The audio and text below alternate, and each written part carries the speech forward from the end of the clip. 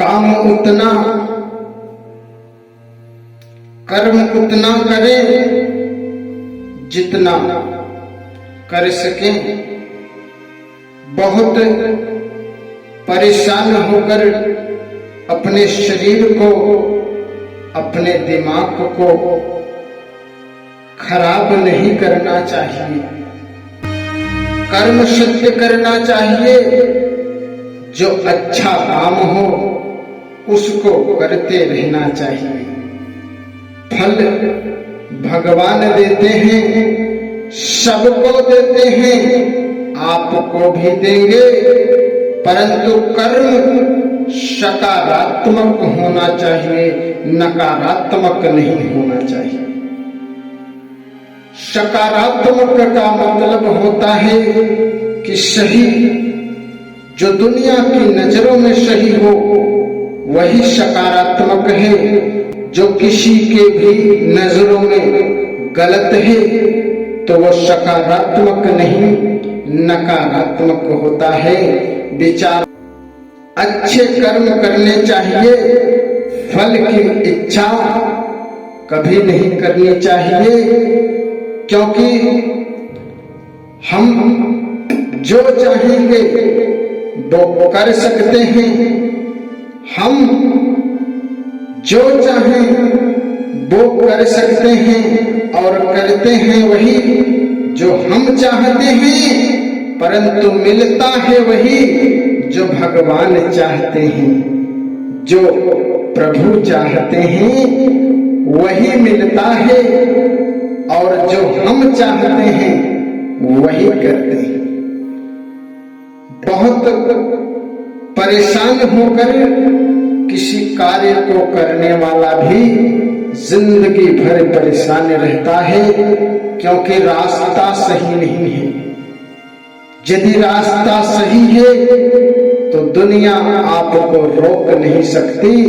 जो आपको मिलना होगा आप सही करेंगे तो अच्छा अपने आप मिलेगा। जब रावण माता सीता का हरण किया और उन्हें ले जाकर अशोक वाटिका में रख दिया और प्रभु के जो सैनिक थे, दास थे, वो जा जाकर रावण के लंका में माता का पता लगाने लगे। उसमें एक सेवक हनुमान जी भी गए और माता जानकी का पता लगाए। उस समय उनके घर में जो विभीषण नाम का एक भाई था, उसकी मुलाकात भी हनुमान जी से हो गई। उससे प्रेरित होकर विभीषण भी राम भक्त थे। उन्होंने अपने भाई रावण को कहा कि हे भाई, हे लंकापति, हे महाराज, आप दूसरी की पत्नी को हर कर लाए हैं, उठा कर लाए हैं, वापस कर दीजिए। क्यों अनायास के इस लंका पर संकट डाल रहे हैं?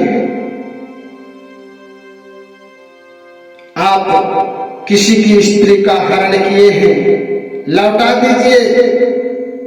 लोग आ रहे हैं, सैनिक आ रहे हैं और माता माता कहकर बुलाते हैं। वो राम की पत्नी है, सीता है, छोड़ दीजिए, वापस दे दीजिए। क्या मतलब है? एक हनुमान आया, लंका के कई लोगों का वध कर दिया। उसको रखना और भी लोगों का वध करना है। छोड़ दीजिए, वापस कर दीजिए। ऐसा ना हो कि लंका के और भी लोग मारे जाएं।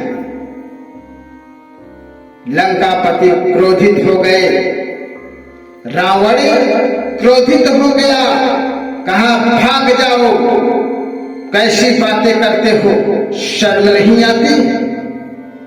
मुझ जैसे लंकापति रावण को तुम तुच्छ समझ रहे हो?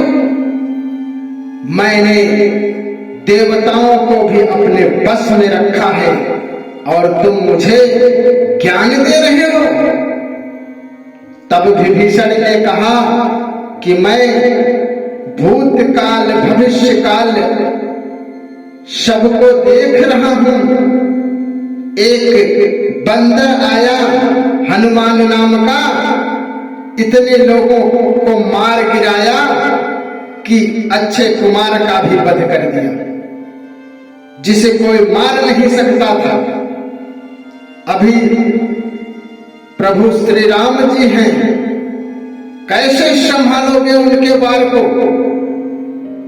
वापस कर दो माता जानकी को, जाने दो। रावण का अहम चरम सीमा पर चला गया। उसने लात मारकर विभीषण को कहा कि हट जाओ, इस राज्यसभा से आज ही तुम्हें निष्कासित किया जाता है। लंका के राजा रावण ने विभीषण को लात मारकर लंका से बाहर कर दिया।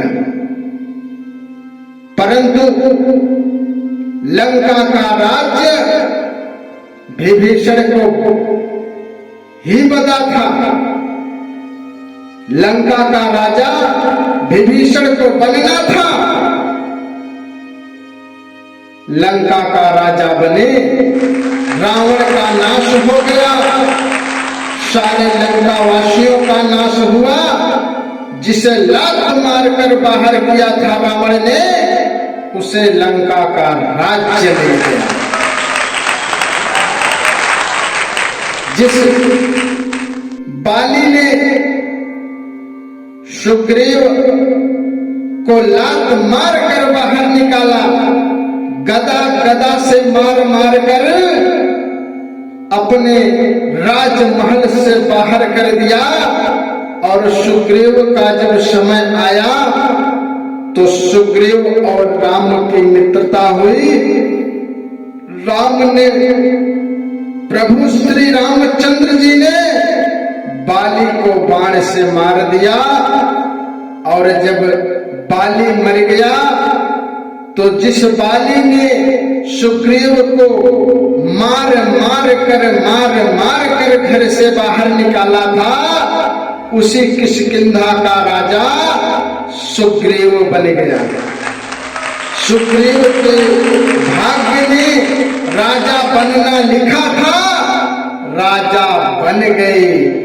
जिसे मार मार कर बाहर किया गया था, उसके भाग्य में राजा बनना था और राजा बन गया। उसे कोई रोक नहीं पाया। जो हमारे भाग्य में है वो चल कर आएगा, और जो भाग्य में नहीं है वो आकर भी चला जाएगा। उसे कोई रोक नहीं पाएगा। इसलिए कर्म से भाग्य बनता है। यदि कर्म अच्छा होगा तो भाग्य भी अच्छा ही होगा। क्योंकि प्रभु का नाम लेने वाला विभीषण था, जो सत्य सत्य कहता था, सत्य को मानता था, और उसको लंका का राजा बनना था।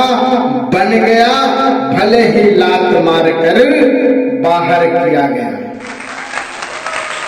सुग्रीव कहता रहा कि भैया भैया रुको, मेरी बात सुनो।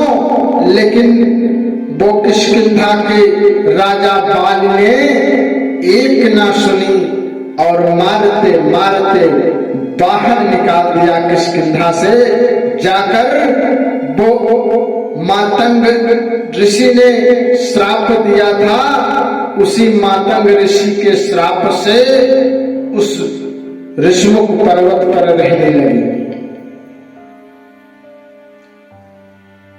और जब समय आया तो राम की मित्रता हुई, तो बाली मारा गया और सुग्रीव राजा बन गए। उनके भाग्य में था, मिला, क्योंकि वो सत्य थे। बाली ने उनकी एक न सुनी थी, इसीलिए उन्हें राजा बनना पड़ा।